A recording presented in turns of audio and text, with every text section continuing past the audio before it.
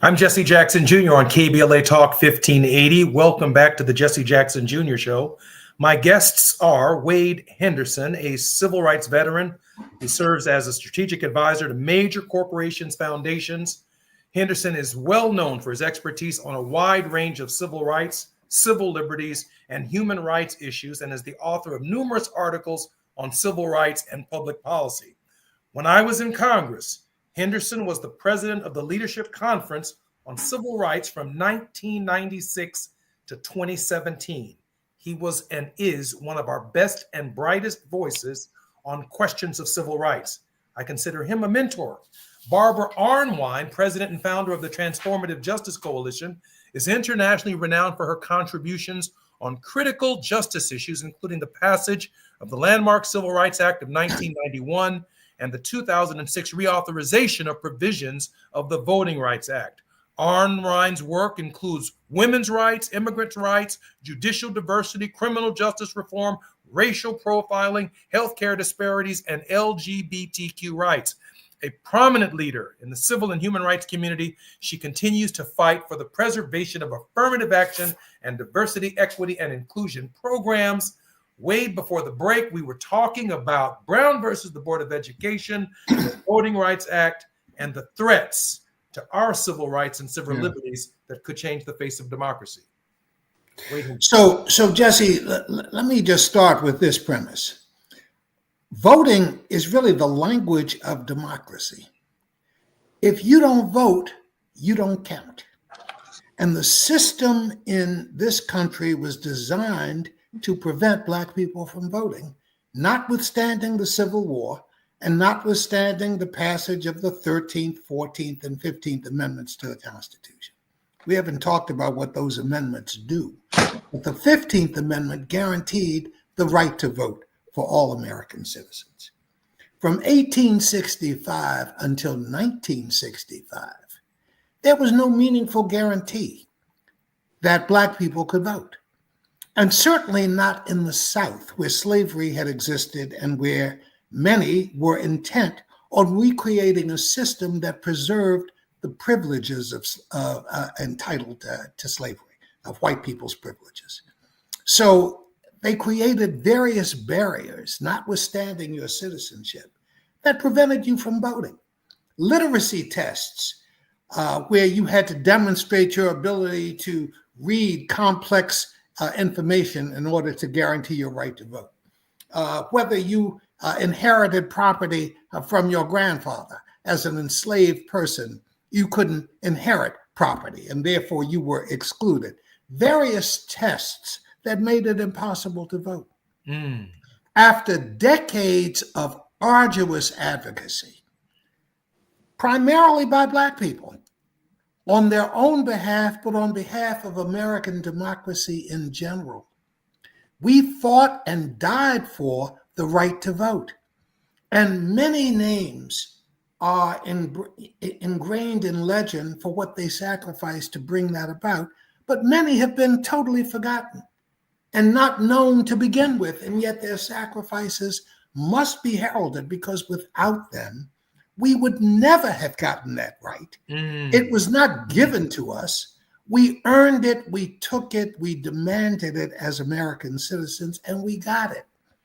So from 1965 up until 2013, we had a system that was not perfect by any means, but that helped advance the right to vote in significant ways. The 60 members of Congress that you alluded to today are the fruit of that system.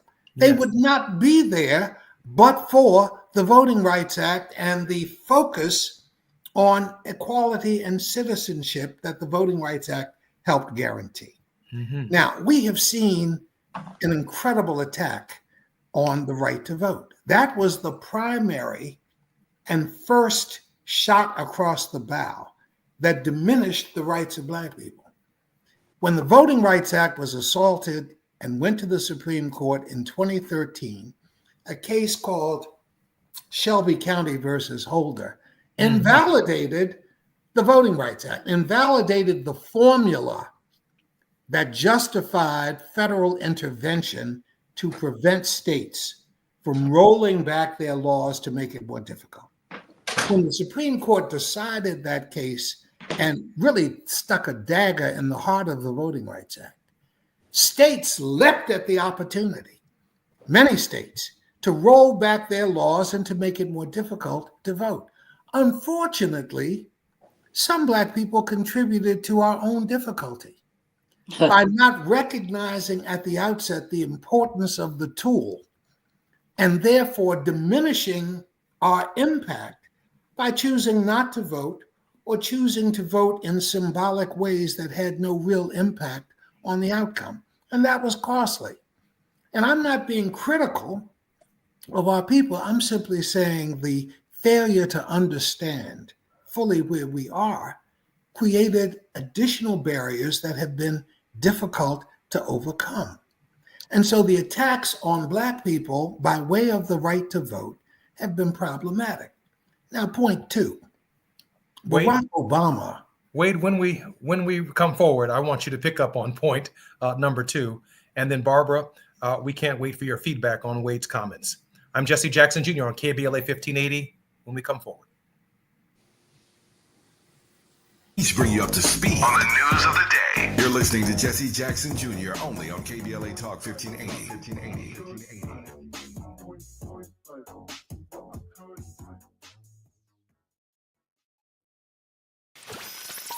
Somebody bring out the confetti, baby! Starting Monday, January 6th, KBLA Talk 1580 has a new midday lineup. I'm excited. Are you ready for Tavis Smiley, Dr. Cornel West, Jesse Jackson Jr., D.L. Hughley, and E. Quarterly Corte back-to-back? Oh, my God. Are you really ready for all this smoke? I'm ready, brother. Yes, we still have Dominique DePrima in the mornings and Zoe Williams in the evenings, but middays just got lit on KBLA Talk 1580. We on fire.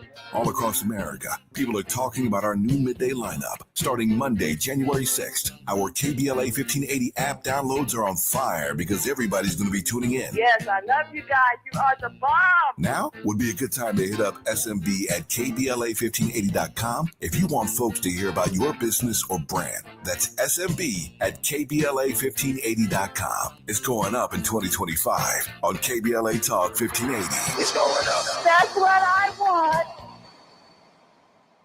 If you love to travel, Capital One has a rewards credit card that's perfect for you. With Venture X, earn unlimited double miles on everything you buy and turn everyday purchases into extraordinary trips. Plus, receive premium travel benefits like access to over 1,300 airport lounges where you just check in and chill out. Open up a world of possibilities with Capital One. What's in your wallet? Terms apply. Lounge access is subject to change. See CapitalOne.com for details. Here's another great reason to use the United States Postal Service this season. When sending a package, why venture outside? Ship with USPS for a true holiday ride. Want to stay cozy and warm? There's no need to roam. With free package pickup and labels printed from home. We have over 600,000 employees always in motion. And before you know it, your gift has delivered emotion. Spread the holiday joy this season with USPS's enhanced network. Learn more at USPS.com/holidayride. KBLA Talk 1580. We've got a lot to talk about. KBLA Talk 1580, connecting you with services and solutions. If you need help getting your resume in order, finding job training, or landing a job, we've got 3 great options for you. First, the City of Los Angeles has WorkSource centers across the area offering free job support. The California Workforce Development Board can help you with everything from GED prep to vocational training at no cost to you. On the federal level, the Department of Labor's American Job Centers offer a full range of services for job seekers and businesses alike. Visit careeronestop.org, or for more info, just call California's Help Center or visit cwdb.ca.gov or call 916-657-1440. For the City of Los Angeles,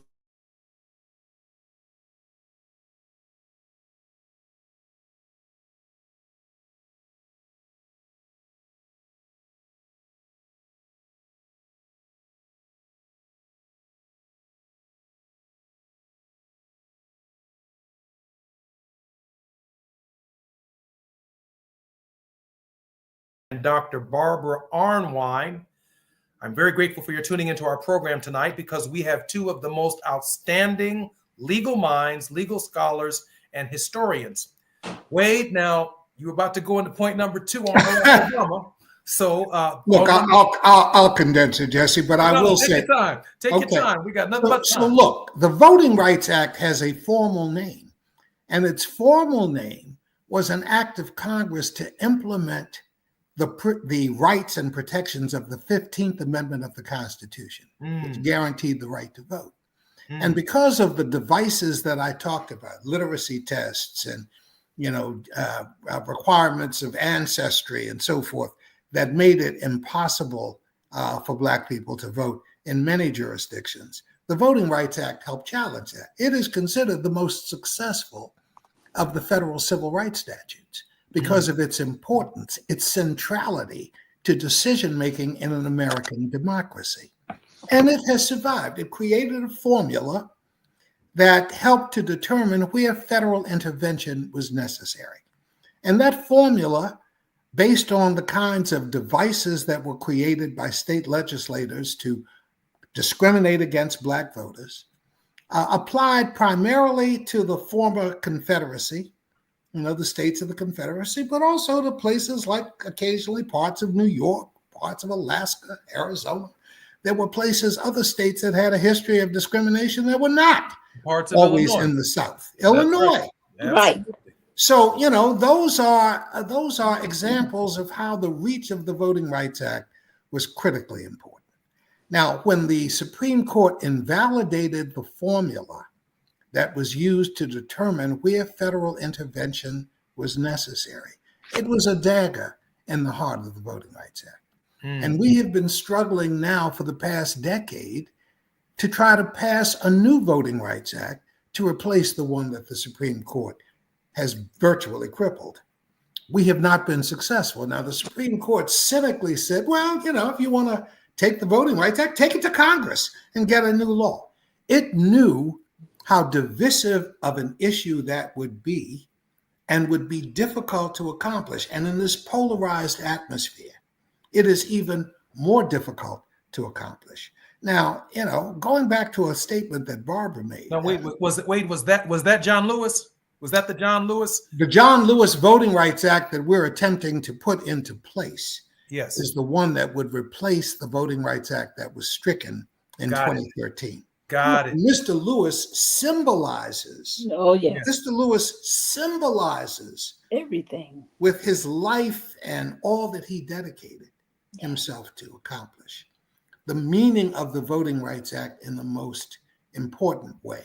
Yes. And I can't say enough about John Lewis and his contribution to American democracy. Amen. But the John Lewis Voting Rights Bill is essential to our democracy, and it's essential to the interests of the African American community and others, and we need to have it enacted. And we've struggled and we couldn't do it thus far. Now, in this era of polarization, it's going to be tough. We have overcome past difficulties. We passed extensions of the Voting Rights Act during President Reagan's term. It was George Bush who in 2006 signed an extension of the Voting Rights Act. So we have been able to take difficult periods in our history and nonetheless create opportunities to secure the right to vote. Doing it now, though, is going to be even more challenging. And the Civil Rights Division of the Department of Justice has the primary responsibility to carry that out. And that's why the head of the Civil Rights Division becomes an important player in this scenario. Now, before we talk about that, I want to make one final point, then open it up to Barbara. Look, Barbara made an allusion to this, and I just want to make it even more explicit. Whiteness was on the ballot in 2024. Yes. The superiority that whiteness provides in an American society was very much on the ballot. Oh, yes. I contend that the success of Barack Obama, who was extraordinary and remains one of the great gifts to the American people and American democracy, his success helped breed the coming of Donald Trump. There would have been no Donald Trump without the success of Barack Obama. Trump represents a backlash to the Obama success. And his effort to elevate white supremacy and to downplay equality among the races is a byproduct of this effort. So whiteness was on the ballot. You know, when Tim Burchett, a congressman from Tennessee, referred to Kamala Harris, the vice president, as a DEI hire, that was an attempt to denigrate her both as an African American and as a woman, arguing that she was unqualified for the position of vice president, much less the position of president.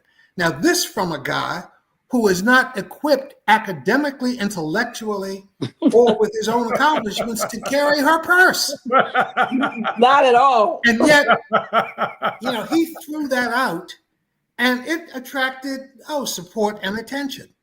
Absolutely. And that helps to symbolize the context in which we are dealing with today's challenges. Whiteness was on the ballot. You know, it explains, Jesse, it explains why in a state like Kentucky, which has more citizens dependent upon federal largesse, you know, than any other state in the country, some of the poorest citizens in the country, they continue to elect officials who seem to vote diametrically against their interests. Their own interests, yeah. Okay, and economically, that's probably true. But their primary interest is whiteness and in feeling superior to others. And that's Isabel Wilkerson. Isabel Wilkerson in her book, Caste, really makes that very clear. Makes it very clear. Whiteness is a treasured commodity. And in the electoral context, it is reflected in the outcome that we've seen. So I'll stop there for a minute. Barbara, Wade gave us a lot to chew on. Yes, he did. And I'm sorry. Go ahead, please. yes, I mean, first of all, everyone, let's bring into this conversation a name, Maceo Snipes. He was a Black man killed in the 1920s for voting. I just want people to, to understand there's all, these, the reality of voting rights in our country is the reality of every fight for racial progress in our country. And that is, it was accompanied by violence. Yes. I mean, when I talked about the redemption era, some of the worst massacres of African Americans happened during that era. You know, it was no accident, folks. It was during that era that people slaughtered African Americans in St. Louis. During that era that Tulsa, Greenwood happened, that massacre. Come on, folks. 1898, Wilmington, all of these, you got to go through all of this history. People look at, parts of Georgia right now and they say, isn't it odd that Northern Georgia has so few Black folks? Folks, that was a major massacre that happened in that whole area. And where they drove the Black people out of the area. That's how Marjorie Taylor Greene is able to be, have, her constituency. People, we got to understand the violence. So when people tell me that they're not worried about the mass deportation threat because they're not an immigrant, are you kidding me? Do people not understand that hate knows no boundaries? Has none.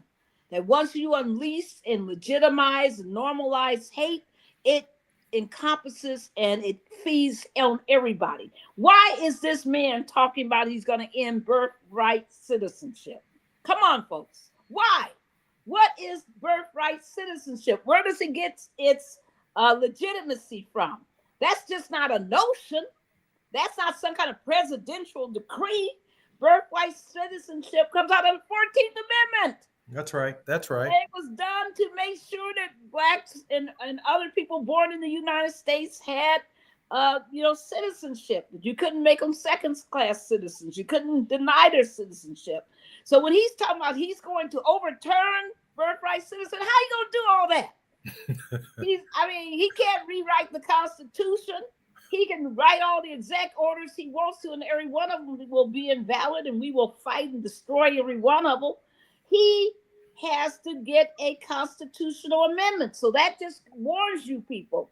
If you haven't been following this constitutional amendment movement that's in so many states, Louisiana and so many others, that what they're trying to do is create the groundwork for a national constitutional convention. You know this, Jesse. You've been following all this. You know, the late Frank Watkins and I wrote this book, A More Perfect Union. Yes. Where we made the argument. It took us 5 years to write it while I was in Congress, another 20 years to update it in 2019 before Frank died of COVID. Right. In it, we argued for 9 constitutional amendments that Democrats, progressives, people of goodwill, middle class, but more specifically working class Americans, because each economic right that we advance in the book has economic content.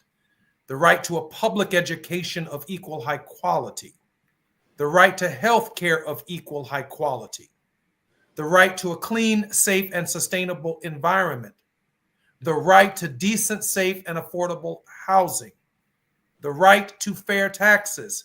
And to Wade's point, maybe the most important point in the book is, or in the amendments, is the second clause. And the Congress shall have the power to implement this article by appropriate legislation, because the states themselves are so mired in the history of racism and states' rights and local control that it's made it virtually impossible, Attorney Arnwine, to build a more perfect union for all Americans without the assistance of the federal government. And so, to your point, I don't know a way around this dilemma unless we advance and move from a purely legislative strategy on Capitol Hill to a constitutional strategy focusing on human rights for all people. And the problem with that, because I love it. I mean, listen, you know, I have taught comparative international constitutional law, right? So I know that a lot of what you just mentioned are in other constitutions of other nations, right? That the United States is backwards. I mean, we're so backwards, heck. I mean, we can't even elect a woman because we're so ingrained in patriarchy. We can't elect a black woman because we're so ingrained in racism and patriarchy. I mean, we're so behind, so people don't understand how backwards our Constitution actually, it is not right now the framework for some of the best constitutions in the world. I hate to say that, and I know people are like, what did she just say? But I'm telling the truth, folks. But the problem is that the movement I'm talking about is conservative. They want to strip out the First Amendment. They want to destroy it. They want to destroy the 14th Amendment. They're the ones pushing for a constitutional convention.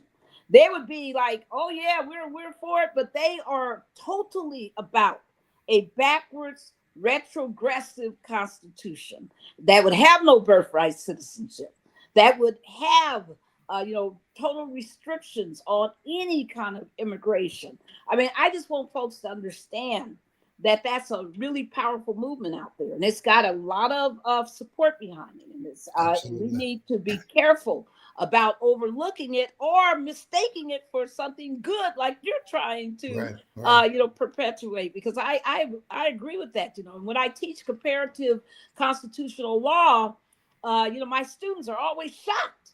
They don't understand, how we have constructed this framework where we really make racial equality almost impossible, right? Right. Where we can, make an SFFA case illegal. That's illegal. You could never get an FFA case in what? Brazil.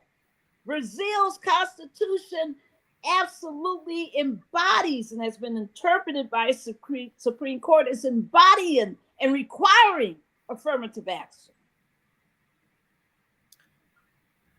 Well, what can I say? I am so grateful that Wade Henderson and Barbara Arnwine are my guests in this hour. We have a lot more when we come forward to talk with them about as we move through this history. We're going to be coming back with Wade's thinking on what next. What does organizing in the future look forward to? What does it look like, Barbara Arnwine? Let's talk about Reverend Barber's work. I'm Jesse Jackson Jr. on KBLA Talk 1580 when we come forward.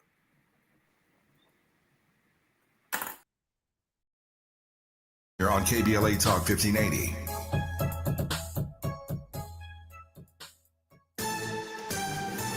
I'm Amber Payton with 4 things you should know from BIN News. Madison police say the motive of the 15-year-old female school shooter was a combination of factors, but Black Police Chief Sean Barnes declined to share details as the investigation continues. Officers are reviewing the student's online activity and caution that circulated documents remain unverified. A New York City judge is denying Mayor Eric Adams' attempt at dismissing one of the federal corruption charges he's facing. Manhattan Federal Court Judge Dale Ho is disagreeing with Adams' claim that the allegation does not meet the legal standard for bribery. Time is running out to ship holiday gifts. USPS's deadline for First Class and Ground Advantage is Wednesday. UPS packages need to be sent by Thursday for 3-day select, and FedEx recommends shipping ground orders by today. And the NBA All-Star Game will feature a new 3-game tournament format with 4 teams, including the Rising Stars winner. GMs include Charles Barkley, Shaquille O'Neal, Kenny Smith, and Candace Parker. Get BIN News on demand 24/7 at BINnews.com. Bad crash in Pomona. 10 freeway eastbound at Gary. Looks like a crash blocking some of the lanes of the on-ramp there. Traffic slow back from the 71. In Irwindale, 605 northbound connected to the westbound 210. They're doing some emergency repairs. Traffic is jammed from Lower Azusa with that connector road closed. And in Atwater Village, got a crash there with some police activity. The end of a pursuit. It's on the 2 southbound at Glendale Boulevard. Only at Lowe's, MVP's Pro Rewards members can get a volume discount on eligible orders as low as $1,500. Discount on eligible product only and reflected in quote. Restrictions apply. See Pro Desk for details. MVP's Pro Rewards program subject to terms. This is the KBLA Sports Minute with Ray Richardson. If the NFL regular season was over today, the Rams would be the NFC West champs. The Rams are tied with Seattle for first place at 8-6, but the Rams already have a tiebreaker advantage. The Rams beat Seattle on November 3rd, and they are 3-1 in the division. The Rams are in a good position to win the NFC West. They're at the 4-10 New York Jets on Sunday, then finish up at home against Arizona and Seattle. The Rams will likely have to win the division to make the playoffs. The 3 NFC wildcard spots will go to 2 teams in the NFC North and Magic Johnson's Washington Commanders. The Commanders are 9-5 heading into the final 3 weeks. Barring a collapse, the Commanders should make the playoffs. Just in case you were curious, the Clippers' 144 points against Utah Monday night was not a franchise record. The record is 175 in a double overtime loss to Sacramento in 2023. No debates, no speculation, just the info you need. That's your KBLA Sports Minute. I'm Ray Richardson on KBLA Talk 1580. Somebody bring out the confetti, baby! Starting Monday, January 6th, KBLA Talk 1580 has a new midday lineup. I'm excited. Are you ready for Tavis Smiley, Dr. Cornell West, Jesse Jackson Jr., D.L. Hughley, and E. Quarterly Corte back-to-back? Oh, my God. Are you really ready for all this smoke? I'm ready, brother. Yes, we still have Dominique DePrima in the mornings and Zoe Williams in the evenings, but middays just got lit on KBLA Talk 1580. We on fire. All across America, people are talking about our new midday lineup. Starting Monday, January 6th, our KBLA 1580 app downloads are on fire because everybody's going to be tuning in. Yes, I love you guys. You are the bomb. Now would be a good time to hit up SMB at KBLA1580.com if you want folks to hear about your business or brand. That's SMB at KBLA1580.com. It's going up in 2025 on KBLA Talk 1580. It's going up. That's what I want. Climate justice, Climate equity, climate resilience. By any other name, we demand environmental justice in 2024 and beyond. We're KBLA Talk 1580, and we don't black down.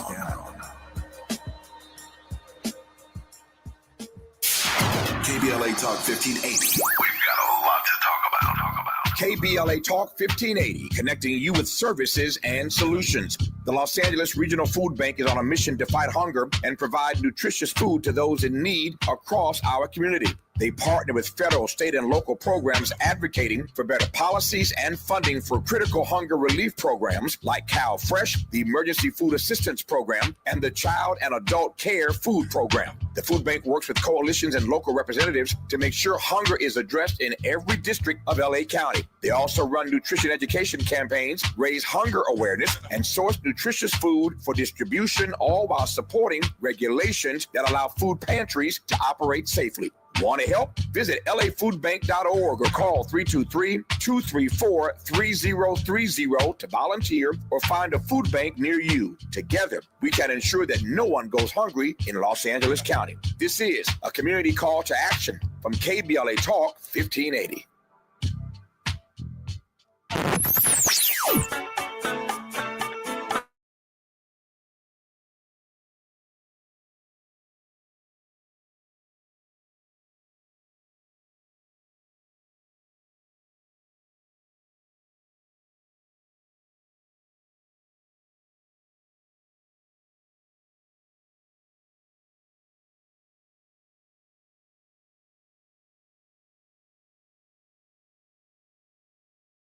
In the new year, Dominique DePrima, Tavis Smiley, Cornell West, Nina Turner, yours truly, Jesse Jackson Jr., D.L. Hughley, Dr. Cortele Corte.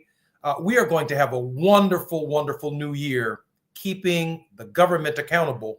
And I want to use this opportunity to invite Dr. Henderson and Dr. Arnwine anytime you want to come back to KBLA as our program moves to a more national platform in the beginning of the year, that we can all benefit from the tremendous insights and information that you have to provide. Now, as I turn this part of the program over to this question for Brother Henderson, I feel like a one-legged man in an ass-kicking contest. I don't even know where to begin, given the assault on civil rights. And now we have this appointment to the Civil Rights Division of the Justice Department by Donald Trump, who is going to literally take the office within the Department of Justice that was founded as an organization or an entity of the government to protect the newly freed slaves and to enforce federal law and justice within the states. The little office that we have left is now being headed by someone who's literally charged and tasked with attacking civil rights. Yes. I don't know how we even begin the process of leading this fight going forward. Your thoughts? Well, Brother Jackson, you framed an issue at the end of our last segment, which is, where do we go from here? That was, of course, the title of Dr. King's last book, Chaos or Community. Chaos or Community. Yes, sir. Chaos or Community. Where do we go from here? It's prescient. It is the question of the moment. And for Black people, it begins with a recognition that we are in difficult circumstances. You know, we can't be like the frog in the water that begins to heat up. And you, of course, are, it ultimately becomes boiling water, but you don't know it because it has heated up so gradually that he's there and, simply passes away. We can't be like that. We are facing serious challenge. We have not mentioned Project 2025. We have not mentioned that, which is the 900-page Heritage Foundation playbook for enacting a federal government that, of course, is hostile to the interests that we share. And that playbook is being implemented as we speak. Donald Trump argued he knew nothing about it. Be that as it may, of course, that in and of itself was a lie. But be that as it may, it is being implemented now, and it carries with it implications for the future. You mentioned the Civil Rights Division at the Department of Justice. It is, the nominee is an attorney from California. Her name is Harmeet Dillon. She is a Sikh Indian American who is noted for her conservative advocacy through her law firm and through a nonprofit that she created back, I believe, around 2006. She has litigated cases that challenge what the Republicans are calling wokeness, liberal attitudes that she finds offensive, civil liberties cases and civil rights cases. And she is likely to be the implementer of a game plan to roll back rights. She is going to have devastating effect on the Voting Rights Division at the Department of Justice. She's going to have devastating impact on the Civil Rights Division's ability to address issues like police brutality. We haven't talked about that.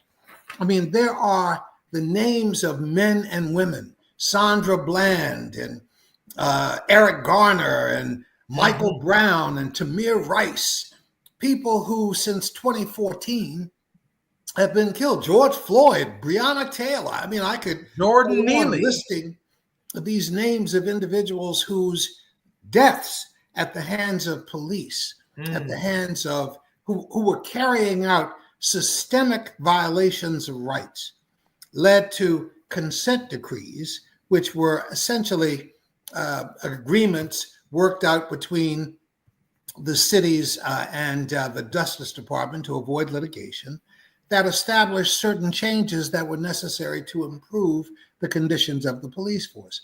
Those consent decrees that have really been successful in promoting change, not enough by any means, hasn't eliminated police brutality by any means, but certainly the Baltimore Police Department today is different and better than it was when Freddie Gray was killed in the back of a police van. Amen. It's better.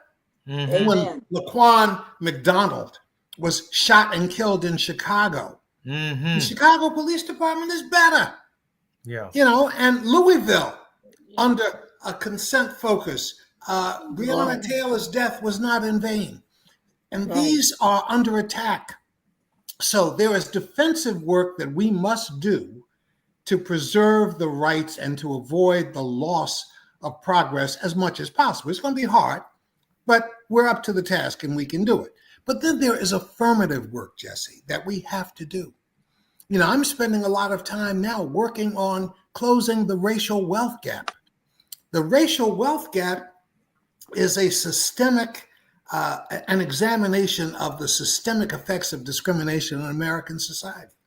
Because in spite of the changes we have seen in various rights and expansion of rights under education and, voting rights, etc., the racial wealth gap has been stubbornly resistant to change. And the gap that has been brought about by systemic inequality in American life is persistent and hard to remove. And we've got to concentrate on that.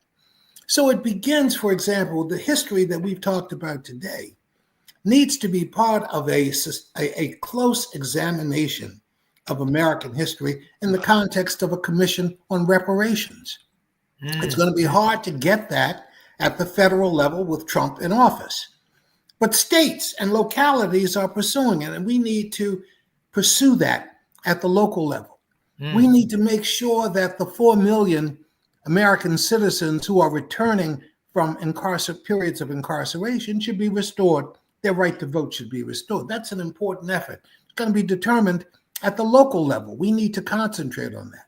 Much of our work is going to be devoted to helping local communities in the kind of organizing they have undertaken, which is so important to carry out the rights, to help guarantee the rights that we've talked about today. So we're going to have a twofold strategy, one that does play defense, particularly at the national level, federal level, but also one that pursues affirmative change at the local level. And that's Barbara, I have 2 minutes before the break, and then we're going to come forward with your thoughts. Barbara, chew up a little bit of what Brother Henderson had to say.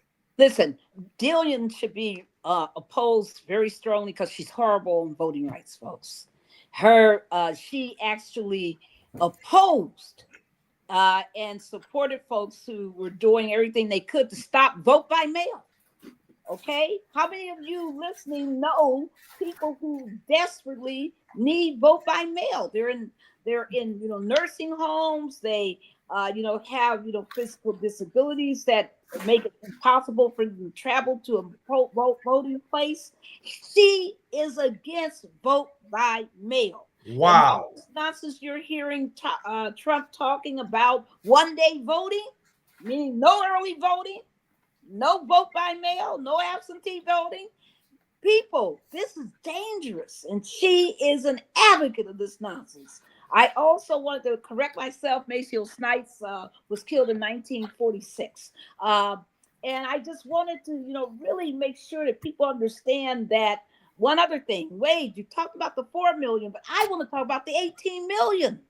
There are 18 million people in the United States right at this moment who are formerly incarcerated, have the right to vote, and don't know it. Don't know that they're eligible. They're confused. They're scared of being imprisoned again if they vote, if they even register to vote. Those 18 million, we got to concentrate on them because they have the right to vote in their states, including Illinois, where you got more than 1 million of these confused people. Come on, folks. It's all over the country. We got to work on that issue too.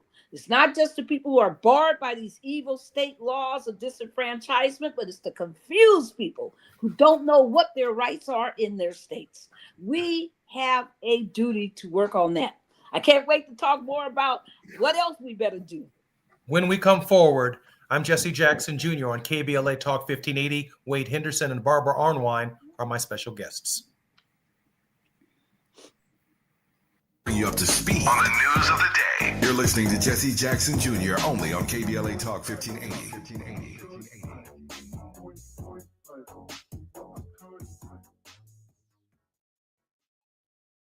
Add confidence to every holiday adventure and get it done with a rugged and capable Chevy truck or SUV. Now during Red Tag, get 0% APR financing for 36 months on select Chevy models when you finance with GM Financial. Chevrolet.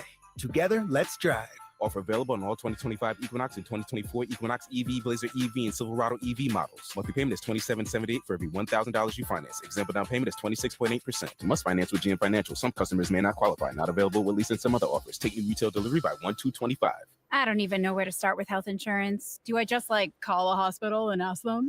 Look up Covered California. That's their whole deal, making it easier to get and pay for health insurance. Okay, but can I afford it? Yes. They work with a bunch of health insurance companies. I pay something like $10 a month, and it's actually really good coverage. Wait, what? How did I not know this? You just needed to know who to ask. If you've got questions, Covered California can help every step of the way.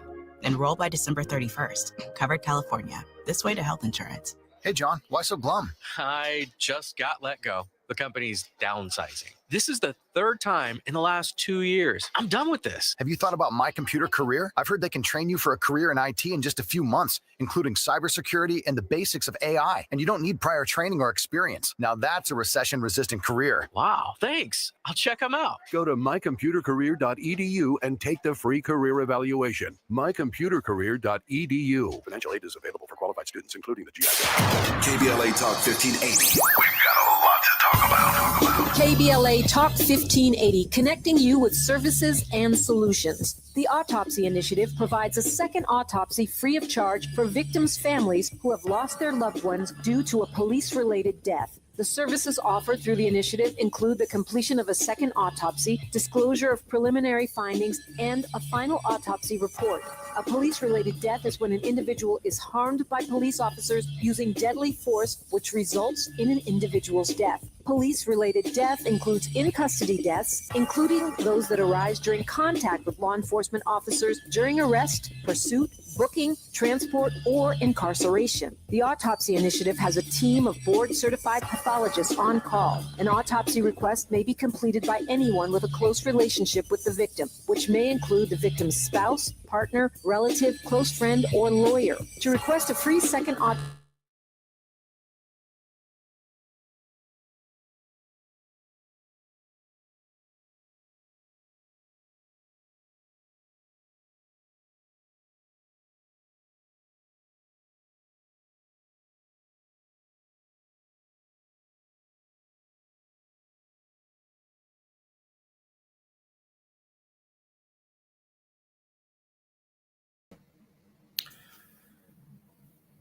I'm Jesse Jackson Jr. on KBLA Talk 1580. My special guests are Wade Henderson and Dr. Barbara Arnwine. Barbara, let me ask you this question because, as you know, we're live in Los Angeles, and Kamala Harris, as an African-American woman, ran an extraordinary campaign against the context of the history that was offered by Brother Henderson, the history that I tried to touch on at the beginning of the program, but still remain in awe of both of your understandings.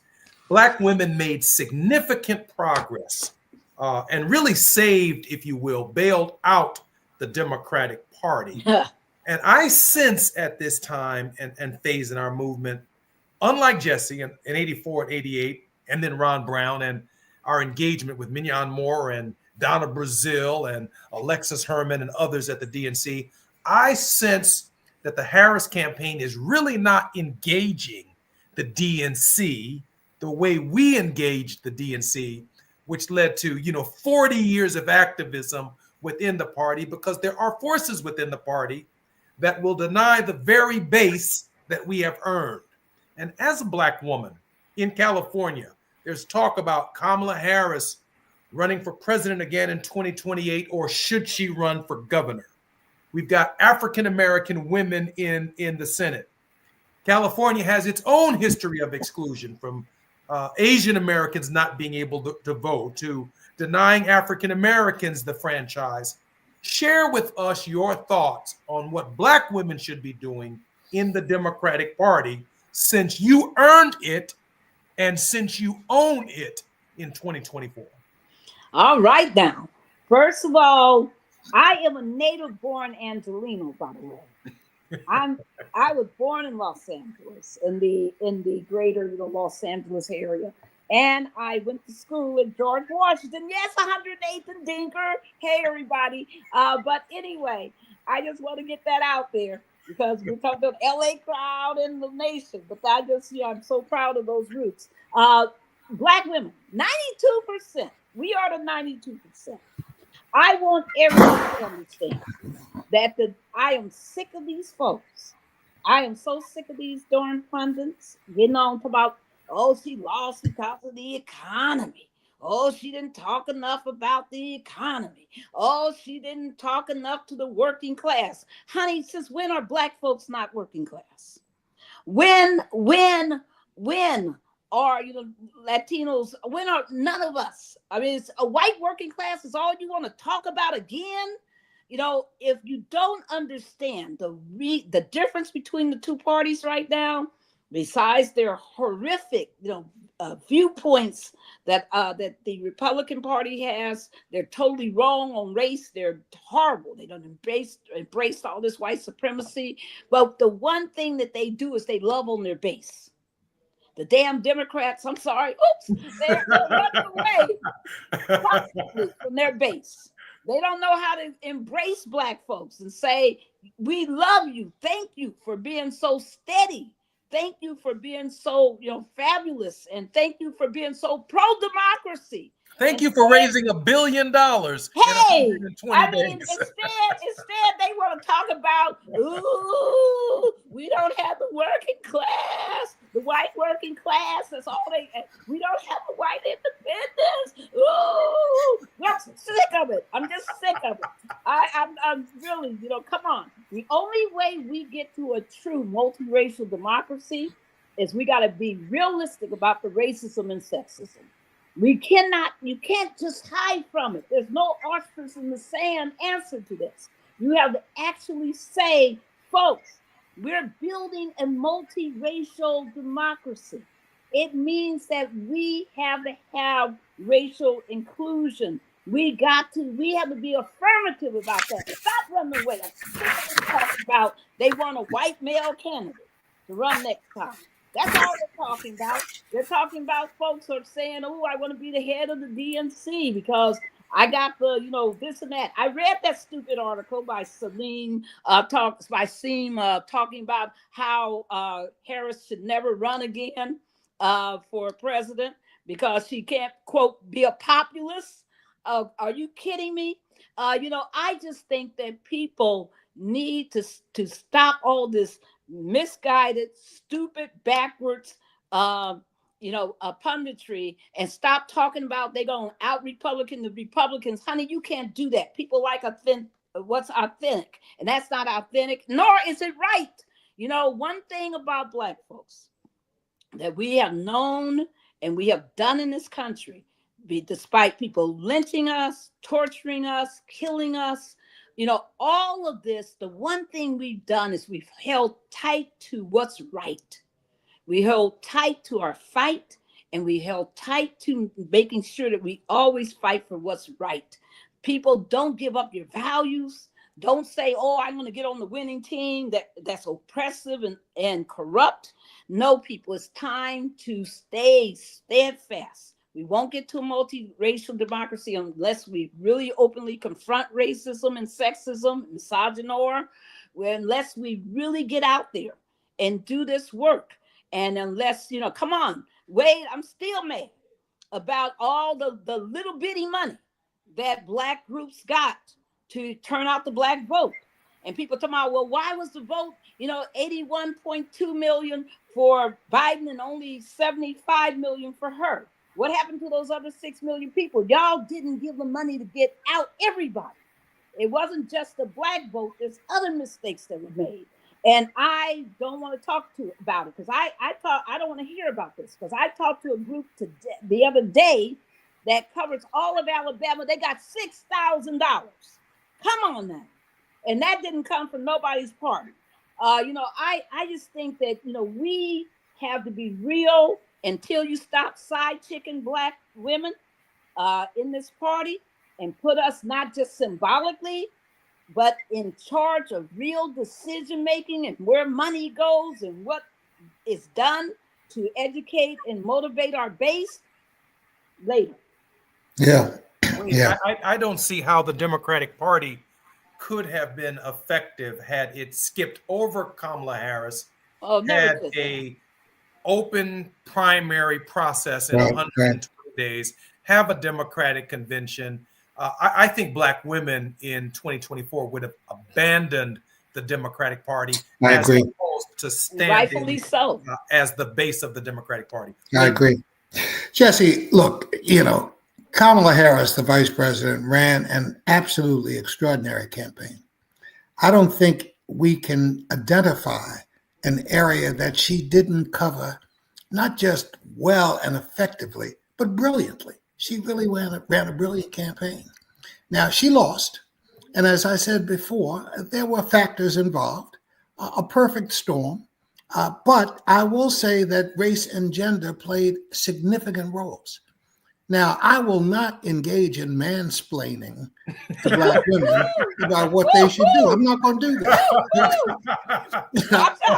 But I have much too much respect for Jotaka Edie, Win with Black Women, and the hundreds, thousands of Black women who contributed so significantly to that $1 billion purse that the Democrats enjoyed in their election campaign. I'm not going to do that.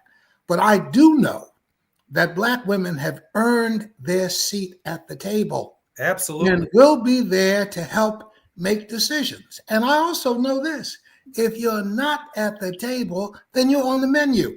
And I think that, for Black people, it is important to remember that the time to work on elections is between elections, not at the election. Right now. It is right now. Right now. And building a foundation for the future involves all of us. But Black women deserve the right to be heard and to help shape the future of this Democratic Party going forward.